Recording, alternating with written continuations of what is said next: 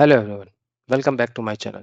In today's video, we are going to see how we can create SharePoint pages using Power Automate. Now before we jump into the actual implementation and the demo, I want you to understand why do we need this kind of scenario and why we need to create Power SharePoint pages using Power Automate. So for one of the customer, what they wanted was they wanted to create a department and site template which can be used to create new sites from the organization from the organization template gallery. So to implement this use case, what we can do is we can create a SharePoint site template using site script and site design, where there would be some predefined lists, some predefined libraries, and other actions which we wanted to do. Now, one of the things which they wanted was to create a page which would can be set as a home page with some key web parts to be added as part of that page. Now, with site script and site design, this is not possible. It means that once the site scripts and site design are applied, what we had to do was we need to create the page and add some web parts to that page. Now, how we do that was when we apply a site template, there is an action called trigger flow. So as soon as the site template is getting applied, we can trigger a Power Automate flow. So what we had thought of doing is that once the site template is applied, we will trigger this flow, and in this flow what we will do is we will create the pages and we will create and add the web parts which we wanted to add to that pages, so that as part of the provisioning or as part of applying the SharePoint template, once all the list libraries and everything is provisioned, we also would be able to provision a page with some default web parts. Okay, so let us understand. See, consider this is our page template wherein we have some web parts which we have added. And what we want to do is every time as the site template gets applied, we wanted to create a similar page and then add all this web part to this page, right? For sake of the simplicity, we will not go into site script and site design as discussed. What we will see is how we would be able to basically create a manual Power Automate which would trigger manually and would be able to create replica of this page in the same SharePoint site. Okay, so let's see. Consider that you created a Power Automate. In the ideal scenario, if you are using it using site script and site design, the trigger point would be when an HTTP request is received. But in this case, I'm using manual trigger flow. What I have is I have my manual trigger flow. I'm initializing it with the site variable. So this is one of the subsite which I have. And then we are going to use send HTTP request to SharePoint. Why do we want to use that? Because there are no actions available or connectors available within SharePoint itself through which you would be able to create new page. You would need, update the page and then adding the web parts to it also, or publishing the web. Hence the reason we are going to use HTTP request to SharePoint.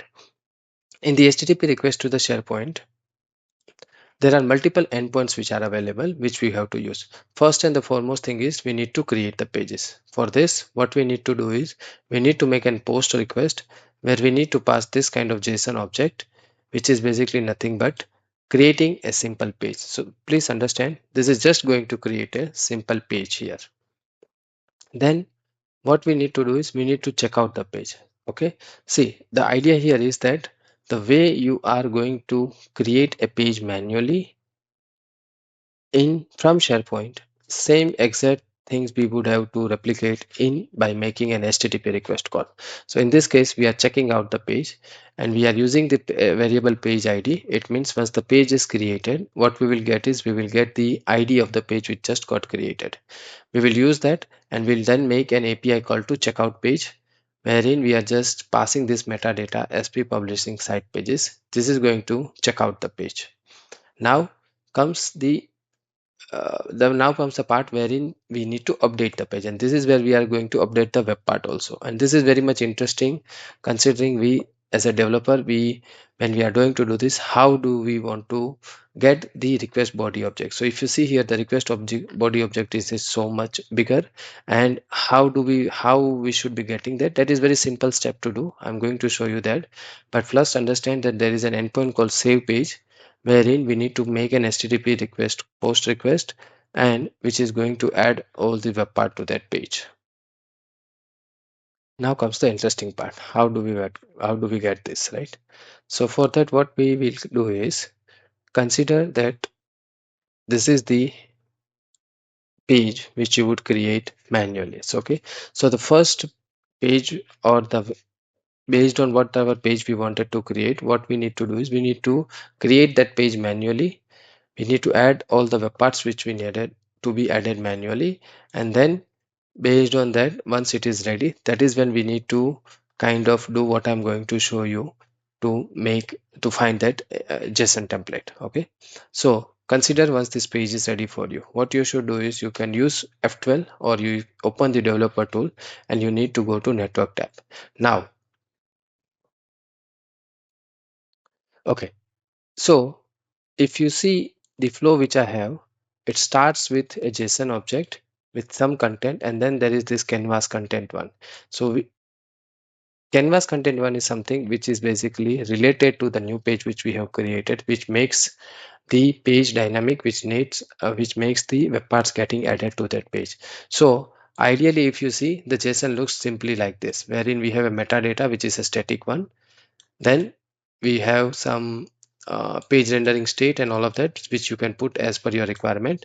But for us, the important part is canvas content one. And how do we get that canvas content one? Okay. So for that, what we will do is we will go to the page, we will edit the page. And as I said, once the page is already ready, you don't need to make any more changes, right? Now, what you will do is you will clear all the console request. You will say republish, and you will find that there is an API call which gets called, which is publish co-auth. You need to click on that, expand this. From headers, you go to payload, and this is where you see that the request payload, whenever the API is making call, it's getting sent to SharePoint REST API. And what we are going to use, we are going to use this canvas content one. So you need to copy this. Okay, you need to copy this exactly the way it is by using the copy button. And what you can do is you can come here, and where you see the canvas content one, you need to paste that content. Okay, you need to paste that content. Now what you see is you are getting the actual JSON object which we can use, which we need to make to update page call. And this is what I have it here also. So you can just come here and replace this and save it. Okay, so hope you understood how do we get that. Okay, it's kind of simple. Just to reiterate, what you need to do is once the page is ready, you can click on edit the page. You don't need to make any changes.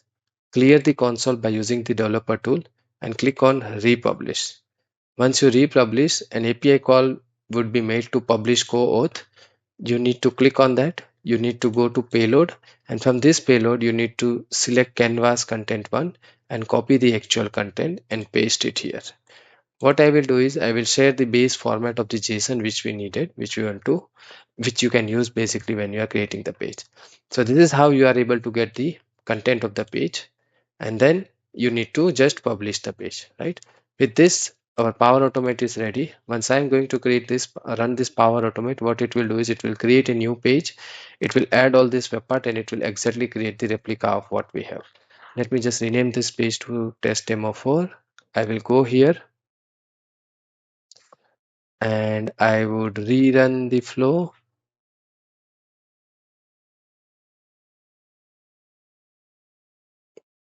So my flow is running now. Yes, flow has run successfully. If I come to my site pages library, you can see a page called test demo 4 is created. I click on it, and as you see, exactly it has created the replica of the page which we wanted. Yes, so if you see, it has created the similar page what we had used with the demo one. So that's it for today's video. Thank you for joining. In this video, we see how we can use Power Automate to create SharePoint pages by adding some default web parts automatically. To summarize, what we had to do is we first need to create the page. Once the page is created, once all the required web parts are added and everything, then what we need to do is we need to use developer tool to edit the page. use the canvas content one, and then format the JSON object which we need to pass it to the update page, paste it in the Power Automate flow, and then once the flow runs, you will see that it will create the replica of the current page which is there. Thank you for watching. See you in next video.